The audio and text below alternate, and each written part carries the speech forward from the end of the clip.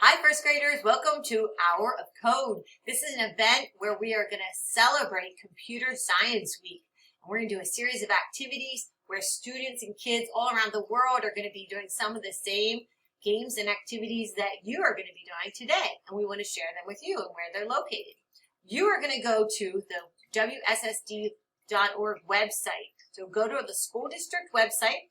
Go to our schools, because we want to get to the WES website, the WES homepage, which is under Wallingford Elementary School. And then we're going to select an icon that's where it says Find It Fast. Now, some of you are not going to see it because you're only going to see the pictures, because some of you are maybe holding your iPad a certain way. So you might have to toggle down to be able to find these icons that look like this. And we want us to go to the Hour of Code icon that looks like a light bulb. And once you can find that, you're going to select it and then go to first grade. Here's going to be your links. This is an important link for this afternoon. If anyone wants extra help or support, here's a Zoom link that you can attend at 2:15 to 3:15 today to get more help with some of these activities. I want to share with you 3 activities. The first one is called the Foos. Some of you might remember this from last year. So my first advice is to use this particular activity with the app that's already downloaded on your iPad. So when you go to it, you got to be a little patient because it does take a little bit longer to load than some of the other activities, but it's well worth it. It's a good one. Then you're going to go to the icon that says Schools, and then Student, and then Hour of Code with this little green character. And then Puzzles. You can see here they have little neighborhoods. The more activities you do, the more neighborhoods that will be unlocked. And we're going to go to the very first one. In this case, the goal is for our little green character here to obtain the donut. So to do that, we're going to do a drag and drop option. So if you select this icon, and it looks like it wants you to drag it up and drop, and then it looks like you want to select the green character. And when you do that, yay, it's going to have some really fun music for you, which I turned off so you can hear my voice today. But it looks like we had success on our first mission. Let's try one more. It looks like we gotta move forward to get to the donut. Now, what if I go forward and let's see what happens. I'm gonna select the character.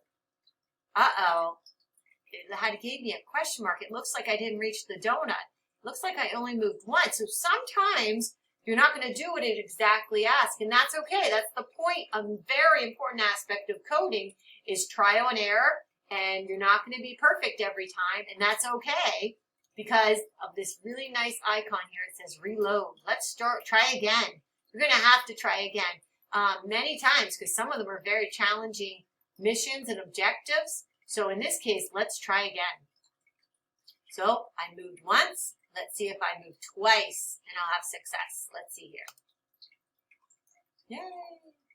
So that's the objective. You're going to have to jump. You're going to have to do some loops, but it's a really cool game and a great opportunity for you to try to obtain the donut for the Foos.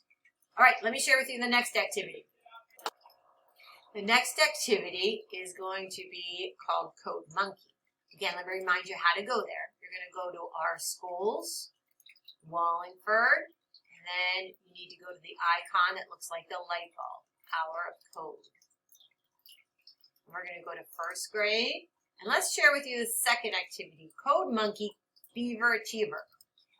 This particular activity is similar, but the new objective is to build his dam, the beaver's dam. And to do this, it has this workspace area that's all in white here. So it looks like it's giving us some recommendations, and if you just be patient, you'll be able to see the recommendations. And then what we're going to do next is we're going to select this green button to see what the beaver will do. And it looks like we had success. Yay, there he goes. Okay, let's see the next mission. The next mission is, it looks like we have 2 logs. So let's see what happens if I drag one, and and then I start. Oh dear, didn't work. So there's this nice little icon that we saw in the previous activity, that little arrow, and that's refreshed. Let's try again, right? So let's try again because that didn't work. It looks like I'm going to have to drop 2 logs down, and let's see if I have success. Yay. Now, you're going to see, keep on doing missions, but I also want to share with you another piece of advice regarding this challenge. Sometimes this game doesn't load correctly, and in this time, of course, it happened to load correctly. But if it doesn't load, my piece of advice is just to go back and use this back arrow. And if you go back, all of a sudden it'll load up again and be fine. But every once in a while, if it doesn't load for you, feel free to use that back arrow to sort of reset the game. All right, if you are ready to go, feel free to do those 2 activities. Or if you'd like to stick around, I have a 3rd activity I can share with you as well if you'd like to try this afternoon. So the 3rd activity is called Make a Flappy Game. And this is fun. I encourage this usually for my 2nd and 3rd graders as well. But if anyone's really into this coding idea, this is a fun activity for you. The first thing is they give you a lot of videos, which I'm not going to share with you. You can watch on your own. But don't skip the videos. Make sure you watch them because they give you great advice and introduce you to some great coders out there in the world today. So it's a fun opportunity for you to learn some other new things as well.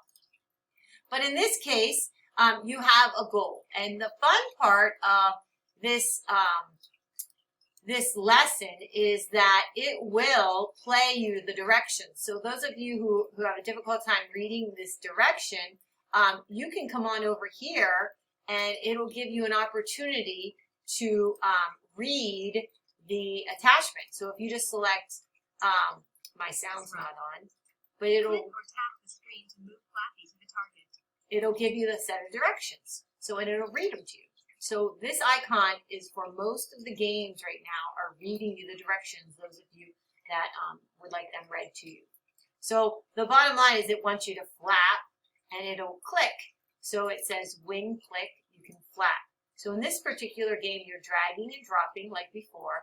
Then you got to go to the run icon. So when you run, the goal is to tap, tap, tap, yay, and we can hit the target. Let me do one more for you just so you're comfortable with this activity. Again, the directions are up here, and you are welcome to select this icon to have it read to you. So the objective says, now we're going to add, now we've added some ground. And when you add to the ground, attach a block to the when it hits ground block. Your code needs to end the game. So when it hits the ground, we're going to end the game. So when click, you're going to flap. So you're going to tap, tap, tap, and it's going to flap because that's what you're telling the directions to do. That's what you're telling the game to do. And then when it hits the ground, the game should end. So let's see what happens here. So we're going to run, and we're going to click, click, click, click, click, and game over. So you're going to see a great opportunity for you to actually create your own game and for you to go through a set of obstacle courses for you to hit the target at the very end. So that's it for me. I hope you have a fantastic day trying some of these activities on your own, and you can do them, you know, moving forward. All these opportunities will be available to you whenever you'd like to try. So thanks for joining me today, and enjoy Hour of Code.